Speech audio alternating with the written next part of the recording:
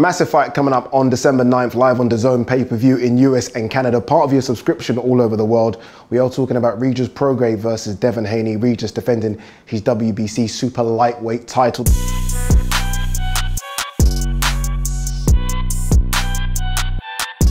Brains Trust has been assembled again to talk about this one. Darren Barker, Barry Jones. Gentlemen, here we go. What a fight. What a fight this one is, isn't it? Big fight. Who's favourite in this fight, by the way? Because I've said 50-50 and I've been shut down by people saying, well, 1 second, Devin's the favourite. I think Haney's the favourite. I do. But you know, he's in a new weight class, so some of the advantages he had at lightweight won't be there for this. But that jab. You know, I've looked at him. You say coming up from lightweight, so advantages. I actually think Devin might walk around a bit bigger than Regis. Like, I've seen photos and videos of Devin recently. He's filled out massively to this 140 limit. Like, it looks perfect on him. So, I mean, I actually think the ceiling's 147. So I think he'll only stay here for a couple of fights and then go up. He's a very good fighter. I mean, look, they're both very good fighters. I don't want to judge Prograis too much on the Zorilla performance, but there was flaws there. Yeah. And I look at Haney and I think everything Zorilla done, Haney can do 100 times better. The movement of Haney is very, very good. The speed.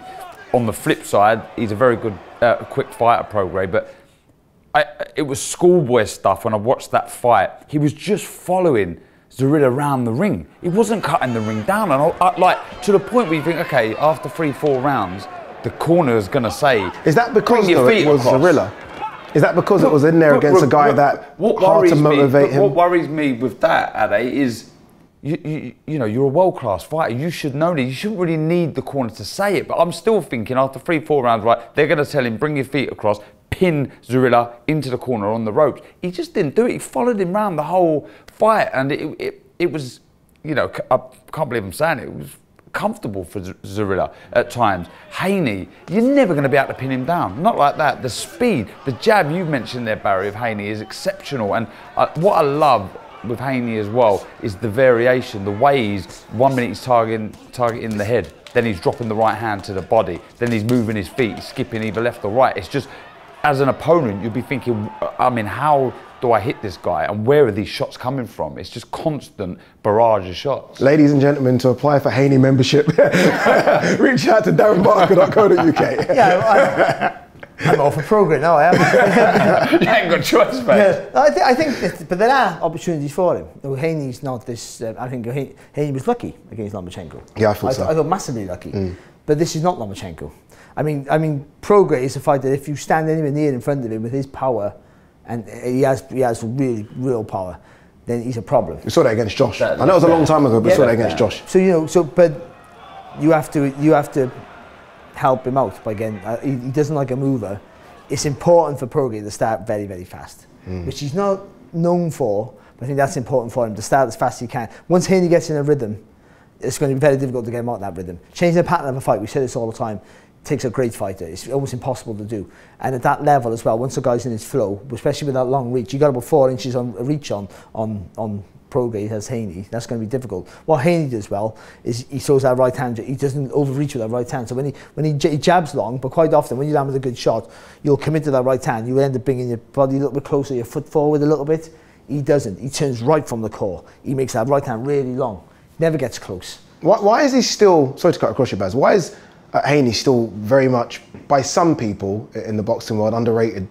Like, some people still find holes in it. Again, undisputed. It's power. Is it because he lacks? It's always power with people, because we always just think when you get to the highest level, and it's usually the case. I'm a great example of that. When you get to the very highest level, when you don't have that power, you're going to be left wanted. I think he does have power. He doesn't hold his feet enough, and he's not a KO puncher. You know, the only power in this fight is going to be Regis Prograis. But having power is great. We were talking this off air. Having power is great. If you can't get your feet close enough to hit the target, it's just a wasted weapon. You've got to get close. But what Haney does do, though, is he leans over to his right a lot, and it works for him. Because he'll throw long, and then when somebody comes back, he'll lean over. Against a southpaw, with a wicked fast left hand. Into that punch. When he comes back. Exactly. You're going to be in. So for me, for Prograis, it's getting that front foot close. Put him in the press. Really quick, like that.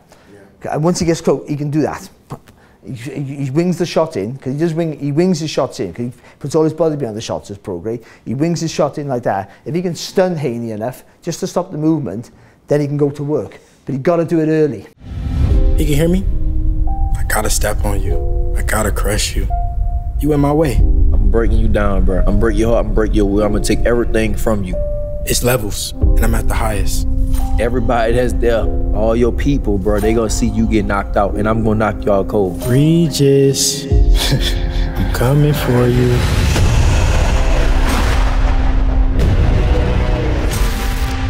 Yeah. 140 division's an interesting one, isn't it? Because there's no real king of the division. There's a few people that will say I'm number one. Jack Catchell will say that after what happened with Josh Taylor. Regis Prograis, obviously WBC champion. Teofimo Lopez coming for that win against Josh Taylor. Who is the best in the division? I mean, is this a fight for number one status? This would give you a big argument for that. Yeah, big argument. But I would say, because Lopez, I know people argue about Josh Taylor's credentials now, which is crazy because of the Catchell win, but he was still, you know, the undisputed champion for a while before those titles got fragmented, and Lopez did a job on him. So you have to put Lopez just at the top, I think. Yeah, I'd love to see Lopez take on the winner. Sorry, Jack. I know Jack wants that opportunity as well. But to mention Jack as well, what a hard man to beat he will be. Yeah. You know, like he beat Taylor, like we know that. He's unbeaten by default, if you like. Best jab in the division for me, and will take some real beating. But this, like you say, makes a real case for who is number one. It's a brilliant fight. It's high, it will be high level chess at times. I think Prograis has to try and jab that body and come back with that left hand. When he does it, step to the right slightly. But I don't think that's going to be enough. Like for me, I've got Haney winning the fight. I was looking at the stats, and they're quite close. I know experience obviously falls with Prograis, but you look at who Haney's fought. The one big stat that kind of was just out there, highlighted, was age. Devin Haney, 24, Regis Prograis, 34. 34 is not old in boxing nowadays with all the strength and conditioning coaches that are around. But that could play a difference, couldn't it? Age between the two. Activity is bigger, I think. You know, I just think that. I think Haney's been more active throughout. But that man strength we talk about, 24, you haven't got it yet. Some fighters get it young, like Naz was at man strength. He started young though, Haney, didn't he? He started fighting in Mexico when he was 15. He started 15. Wow. And I think he is maturing, but I don't think it's there yet. I think there's more strength to come from it. And plus he's moving up in the weight, even though he's big. He's still adjusting to that size of your opponent, where Prograis has that real man strength. He's strong anyway. But keeps calling him a little boy. Every little promo I see, Prograis like, you're a little boy to me, you're a little boy to me. And I do think that Prograis, I think there's jeopardy here for Haney. Haney does switch off now and again, and I think that Prograis has to make every opportunity to tell. He won't get many, and he's going to be frustrated at times. But he does have fast hands, Prograis. He does have fast feet. He just doesn't use his feet quick enough at times. He's got to use them. Like everyone with power, there's an arrogance. When people can punch, they walk around with an arrogance that once I hit you, you stay hit. Yeah. If I don't knock you out, you're done. And he walked around in the Zarilla fight. I just wait. All I gotta do is just wait until once you stop your feet. I know once I whack you, you're gonna be in trouble. But what can happen? So he won the Zarilla fight, but it was too close for comfort. Is that sometimes they don't stop, or you can't hit them clean, or they do take your punch, and that's going to be the case with Haney. I think he can hurt Haney. Haney can be hurt. Saw that. Okay, saw that against Hogan and Ares. Saw that against Loma. He wobbled back to the corner with Hogan and Ares, but that was more timing. But again, though, I think that's that shot down the middle. Though he's a southpaw, but he's dipping over, as Dan was saying, dipping over, throwing that left hand right through the guard with power. If Haney gets, because he's very square shoulders, and he does turn correct into the shot. But with that, you can't, for a little moment, you square yourself up. And if you're brave and fast enough to go through the middle when he's squaring himself up with the right hand, there's a gap there. And I think Prograis can exploit that. Prograis, Haney wins this points or Prograis knockout. Prograis doesn't win this fight on points. So does that mean this is classic boxer versus puncher? In my opinion.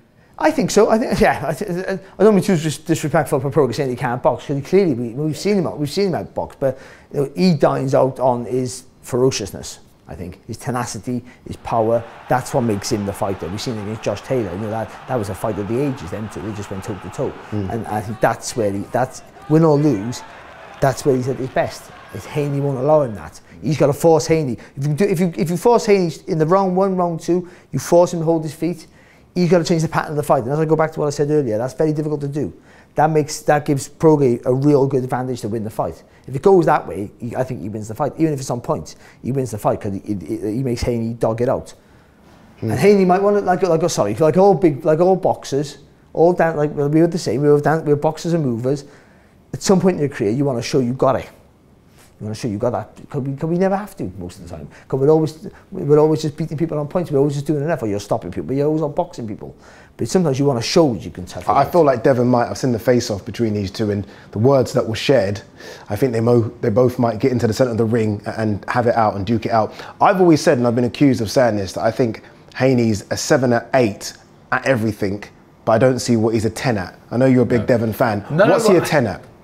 Because I've always said I think he's very good at every single thing. I agree with you there, but not a 10. But he can be a 10, and that's why I think some people may be left a little frustrated with Haney. I feel there's a little bit more that he could be given, a little bit more excitement with his combinations, the flurry. And there's a couple of things Shakur does that I think are 10s. Yeah, but that's what I'm saying. I think Haney's got it within him. Yeah. That's why sometimes I do feel a little frustrated, and I feel in this fight, Prograis will bring the best. That's what we're hoping, right? I think we undervalue what the basics are, the fundamentals, and that's what he does so well. Straight jab, another jab, and another jab. Bernard Hopkins-esque, just getting your fundamentals correct. And then once you've got the distance with the jab, then you'll throw that long right hand in. He doesn't give ground when he throws them punches, so his technique is in that respect can be quite flawless. So with that, he's a 10 at that. Yeah. But keeping his discipline. He's a 10 at throwing, just doing the basics very, very well, almost perfect, almost perfect, and look how far that's got him. I think we forget about what we learn from the early age, how important that is when you get to the very top. Crazy, isn't it? I'm critiquing a guy that became undisputed at 23. Well, I know what you're saying. Undisputed in the lightweight division at 23, but we'll see. Predictions? Do we do it? What are we thinking? Haney points. Yeah, I think Haney gets the job done. Yeah. Haney points as well. Look, big fight, isn't it? December 9th, live on DAZN pay-per-view in US and Canada. Part of your subscription all over the world. Big fight here. Regis Prograis defending his WBC super lightweight title against Devin Haney, undisputed, coming up a division. Should be a cracking fight again.